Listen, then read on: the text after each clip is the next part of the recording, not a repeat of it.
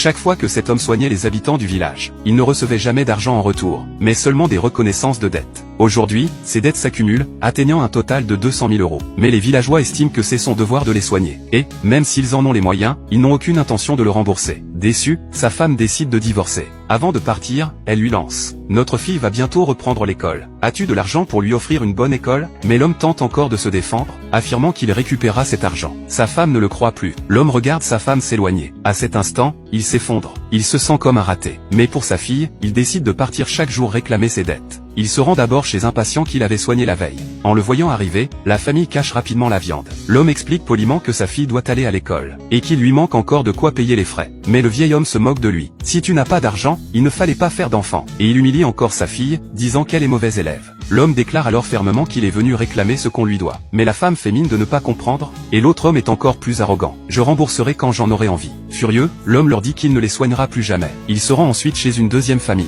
Il montre à la femme qu'elle lui doit 6 000 € sur les 7 dernières années. Elle sort alors 2 000 € de sa chaussette, et dit que c'est tout ce qu'elle a. Si ça lui convient, ils peuvent considérer la dette comme réglée. Quand l'homme essaie de dire qu'il manque encore 4 000 €, elle lui arrache l'argent des mains et dit qu'elle ne paiera plus rien. L'homme est furieux, mais la femme feint soudain d'être malade pour l'embrouiller. Désespéré, il croise ensuite le chef du village, et lui demande de lui verser les subventions promises. Mais le chef invente des excuses pour l'esquiver. C'est alors que l'homme prend pleinement conscience de l'indifférence des villageois. Ce jour-là, alors qu'il soigne encore un patient, celui-ci s'éclipse à nouveau en disant qu'il paiera plus tard. La minute suivante, une femme arrive avec une jeune fille.